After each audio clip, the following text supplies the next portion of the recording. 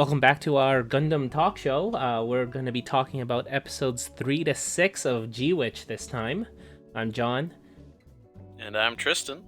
I said we wouldn't be doing this weekly. We'd only be talking about things when there's something worthy of a discussion. And I think the last 3 episodes have been worthy. Should we go in order, or should we just get right into the controversial part? Remember when you said, I remember, in the first episode we were talking about Gundam, and you said, am I being taken for a ruse cruise? Am I being trolled? Am I being? I think I'm still being trolled. I think episode 6 trolled me pretty hard by tricking my Gundam brain. Yes. Yeah. Did you notice the shot that they did?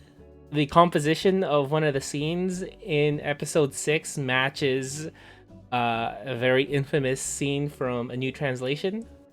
Oh, I just made that connection. So I'm thinking, well, this is going to be a happy ending. They're doing the Camille Fa, the Zeta is in the back as they float away, right? Yeah, it's romantic. Well, I made a comment to you saying that Slutty Mercury's harem is growing. That didn't age well. Let's get to that stuff in episode 6 later, because I do want to talk about the most important thing, which is episode 4, and how Chutari Pan Lunch is the best girl in the show so far. Yeah, she came out of nowhere and proved to be very waifu. Speaking of Gundam brain, like the way that she walks up and does that punch is just, it's like, it's just like the infamous Zeta punch scene where everyone just starts beating each other up. Like the way her body is posed while doing it. Decked that girl, like just knocked the first one out, beat the shit out of the other one. Like I was not expecting that, especially not out of a character with that design. Like she looks like one of those cutesy pom pom girls. Yeah. Choo Choo is not a boy's name. Choo Choo is a boy's name, and I'm a wait. Not just for that scene, but like episode 4 was actually a really good scene for showing a lot of the politics that was missing so far.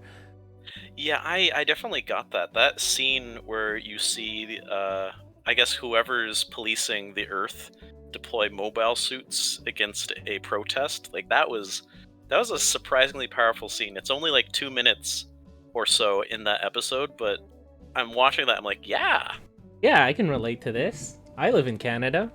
I know what that's like. Yeah, I got a root for Chutari Pan Lunch. Like what an amazing name. It's such a Tomino name. I know. Like the anatomy of a Tomino name is that it has to be weird and fun to say, and almost like a real thing, but not quite. Just a little bit off. And that's like the perfect Tomino name. Choo Choo Pan Lunch. That's pretty good. And then that whole scene with them learning a bit more about what it's like to be an Earthian.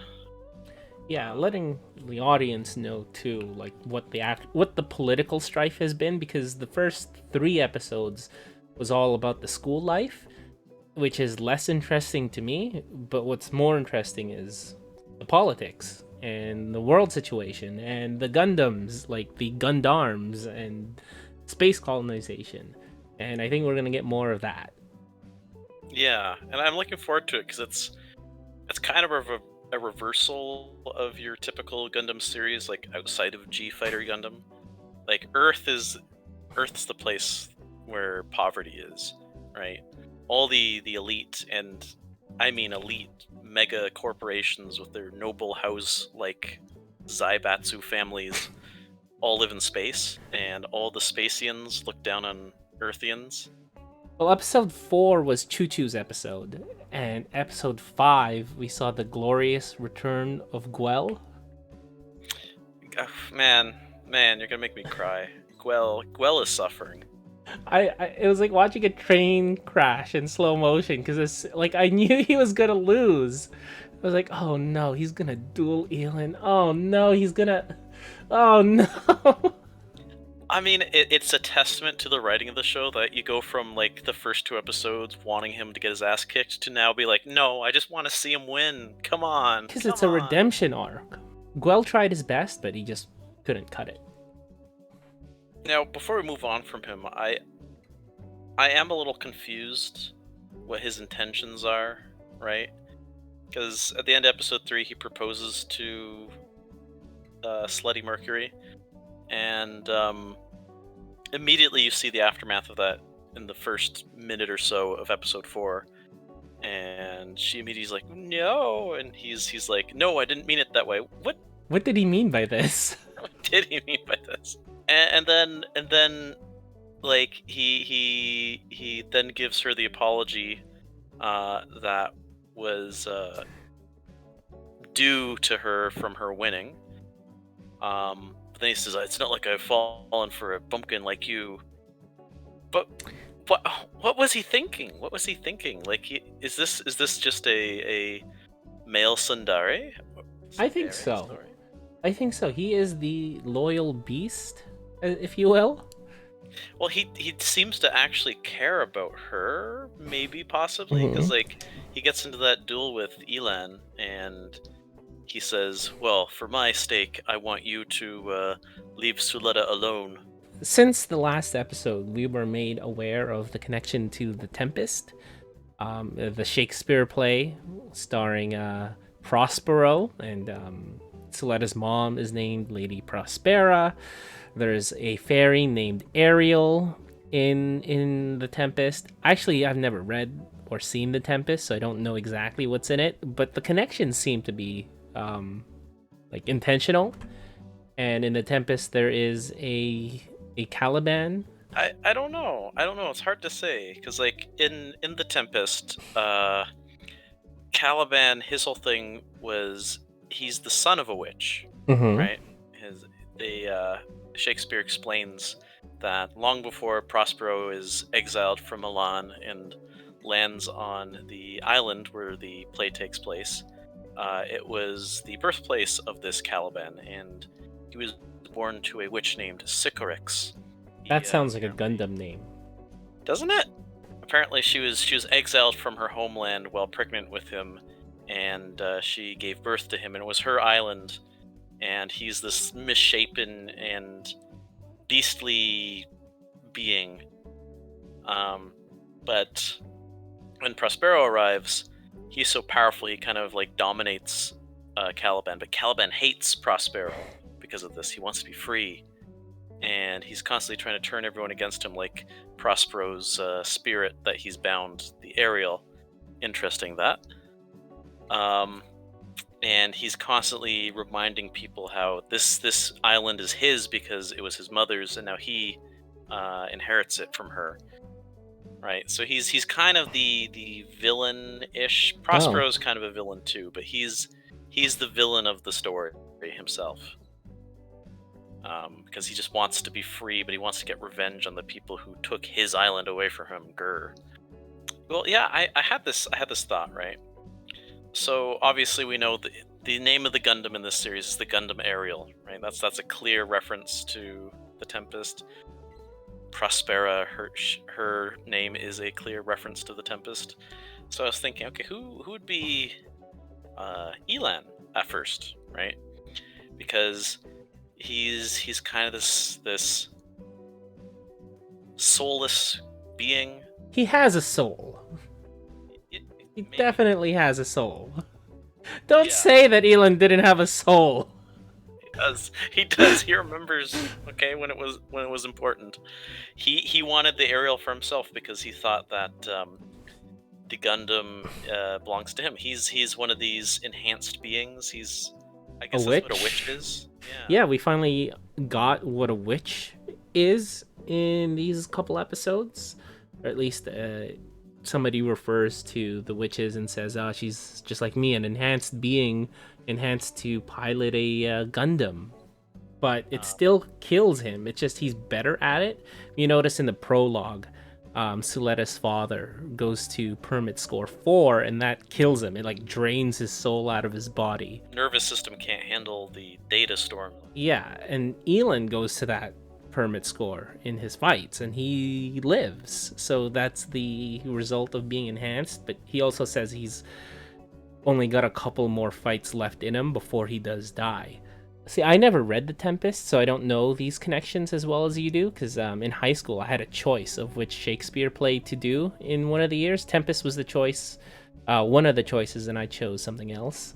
It was The Merchant of Venice. No, no, I chose Richard III, and I've modeled my entire adult life after Richard III, so I think it was a good choice. Yeah, like you knew that you'd always be the villain, so you decided to be the villain. Yeah. It made me feel so bad for Elin, because I didn't like Elin at first, because he's like that generic high school anime character that you would see who like is emotionless and is cold and like analytical. He does all like the anime trope gestures, like reading the book. If he had glasses, he'd be pushing them up in every scene, and then you wouldn't be able to see his eyes because of the glare. Mm-hmm. And I was just like, he was just really off-putting to me. But like Guel, which surprised me, and they took him in a different direction. They did the same thing with Elin, where they made him really sympathetic. I just felt really bad for this guy because he's not a clone. I thought he was a clone at first. I did too. But it's worse. Are you wearing someone else's face too, Suletta? And apparently he's the fourth one in a series. Yeah, four. Your Gundam brain goes. I was thinking Puru. Oh, I was thinking 4. Oh, 4. Okay, that's true. Okay, maybe I should have made that connection a bit more. I was thinking because he's kind of like a cyber new type, but I was thinking Puru because it's like, okay, well, there's this whole series of Purus. You know, you got Puru 1, you got Puru 2.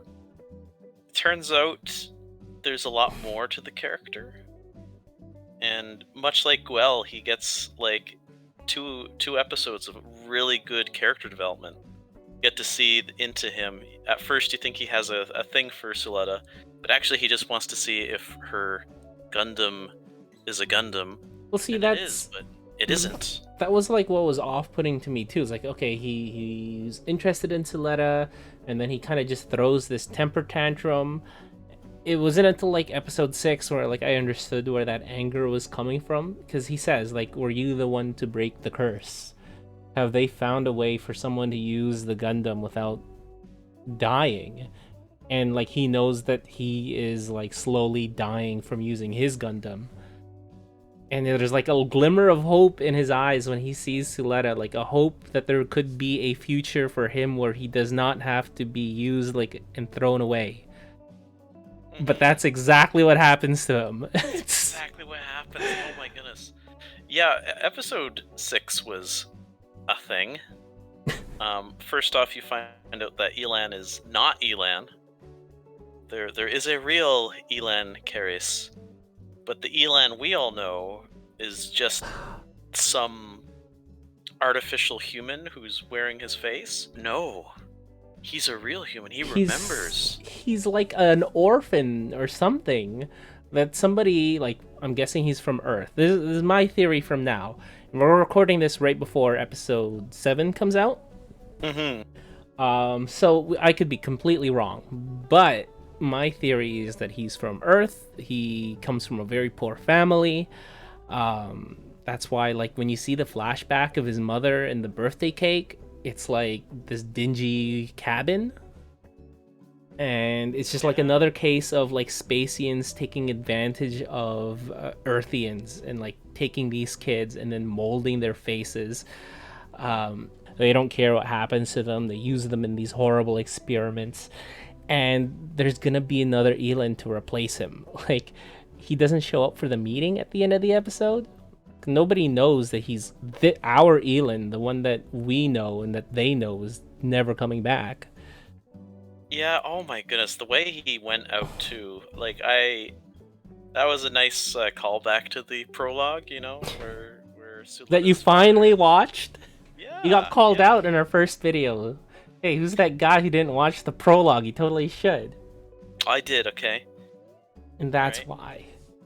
And so you know, happy birthday to you.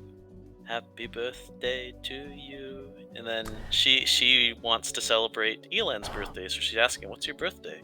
"I don't have one," or "I don't have one of those," or something like that. But then he remembers, "Wait, no, I do. I do have a birthday. I was born." Is that the magic of the Gundam though? Because he has like this weird vision where he's hearing voices and he sees a figure, but it's not clear what that figure is after getting hit with the, I don't know, data storm, I guess. Right? So it's, remember in the prologue, they can't cut off the communications from the Gundam while he's singing. There's like something about the Gundam, something about like the way that it interfaces with the brain and like combines your soul with it, that they don't understand, that they don't know how to control. And there's that line that Suletta says after the battle where she says something along the lines of, "Wow, I could really hear your voice that time, Ariel." Like she's talking to her Gundam, and she's like, "Yeah, I could really hear your voice that time." Yeah, is it just a metaphor, or is she actually hearing a voice? Well, we got a comment on our last episode saying, "Oh, you should read the interim novel." To that, I will say, I will not. Because I know things from that interim novel that I wish I didn't know, because it will probably be revealed in the show. But now that surprise is taken away from me. And that in regards to Ariel's voice or whatever that means, I know something about that. You can't say a thing to me. You can't even hint at anything. I don't want you to ruin this for me. Yeah, exactly. Like I'm not gonna tell you, because it's gonna be in the show, right? Yeah, there's something mystical, some witchcraft going on. Some witchcraft, some new type shenanigans. Oh, and speaking of new type shenanigans, the most infamous retcon in Gundam history, the ending of A New Translation. Yes. If you're not aware of what A New Translation is, it is the Zeta Gundam compilation movies, and in it, Tomino, now that he's no longer depressed, unhappy, kill 'em all Tomino, he decided to change the ending to make it happier because he's in a better place in his life now. He changed the ending of Zeta and made it a happy ending. And the imagery, like the shot composition of that scene after the battle, it was just like making me think of, like I wasn't consciously thinking of, oh, it's a reference to this. It's just like a subconscious feeling like everything's gonna be all right, right? Because Elan is floating towards he decides Suletta. to open up to her, and he's like, "Well, your condition for this duel was I would tell you about myself. I will." You remember the shot of Amuro at the end of Gundam where he's flying towards the rest of the crew, right? I didn't notice it while watching, but my brain did. And like I could subconsciously, I just felt at ease after that battle. And just like in this episode where we see this like ending shot, everything's gonna be fine, everything's great. In A New Translation, where Camille, like the shots are so similar, where he's pulled out of the Zeta by Fa, and then they float together. They're like straddling each other at the end of the movie, but it's like it's so similar, and you can see like the Gundam, the Zeta Gundam, and I don't know what Elan's Gundam's called, like just in the background of the shot. It was just so similar, and like subconsciously I just felt, we're safe. Because Elan says he has one more battle, he has 2 more battles left in him, so he's allowed to fight this fight. As long as he doesn't fight again, he won't die. And I'm thinking, okay, like maybe he won't fight again for the rest of the show, or he's gonna have a tragic death later. Yeah, but nope. It wasn't later. I remember when I was watching it, I sent you my theories, right? I said, yeah, I think he's supposed to represent Caliban because he's kind of like this enslaved creature who wants to be free. Her harem of men and one girl so far is growing. And then it then it wasn't. Yeah, apparently the company that owns Elan wasn't too happy about how he wasted his last battle, and It wasn't his last battle. That's like the thing that got me. Like he had one left. but a enhanced person or enhanced being who doesn't do what he's told to doesn't have a future, okay? And he didn't. Like, he's singing happy birthday to me. You see a scene where Suletta is singing happy birthday to you, waiting for him to show up, not knowing that he's, I don't know. It's like what a gruesome way to die too. Like they don't show anything, but it's like it's gonna burn into his skull or something. Well, you see the moment that from his point of view, you see the moment when the laser activates. Like there's a flash, and then you go back to the park where Suletta's waiting, and boop. Oh no, he's late. But he's gonna come, right? Like I fully expected them to actually show the next Elon, and just like have him at the end at the park bench and say hi. You know, that would be very painful. I'm really interested at where they go with Elon's character going forward. Well, there's the fake one who just seems like an asshole. But what about Elon 2 or Elon 5? Yeah, he might be. Hopefully he's done a bit better than Rollo. Remember Rollo Lee at the beginning of season 2 of Code Geass? Lelouch has a brother that we never heard about. Hopefully he's done a bit better than that. But to your point earlier, where you were saying you were wondering if they'd show the new Elon suddenly show up to that meeting. I think the way the episode's cut there, right, where he's not coming, I think that definitely carries a lot more weight to it. Where it's like, yeah. I guess, but I think it would have just been creepy, like a horror show if he showed up. For more of tragedy. They wanted to get the tragic notes of his character. And again, he only had like a 2-episode character arc. I mean, at least this version of Elan. But it was a good character arc. I'm surprised how much they're able to fit into 2 episodes. So who do you think is next to get the character arc where they... Who do you think is next to get the 2-episode character arc? I think that it might not be in episode 7. It might be later on, but I think we're going to see a return of Ghoul, right? Last we saw of him, he was just sleeping in one of the space colony's parks, I guess, like some kind of hobo watching the duel. And he still has that weird... Right, he lives in a tent. I forgot about that. He still has that weird love-hate relationship with Suletta, so I want to see how that develops. What did he mean by proposing to her? I want to understand his mindset, and I want to see him win for once. I think we're gonna see. Well, that's stuff that we're obviously gonna get to by the end of the show. But what do you think is gonna happen in episode 7? So we can be immediately wrong in the next 14 hours.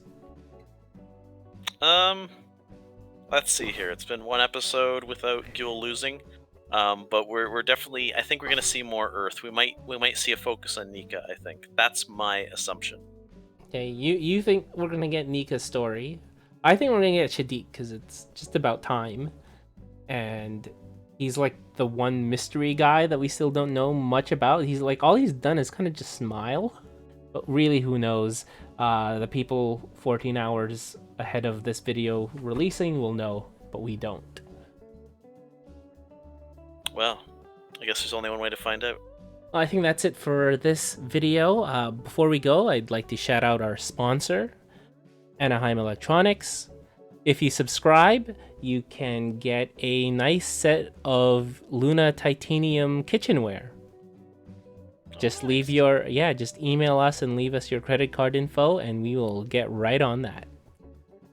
It cuts pretty well.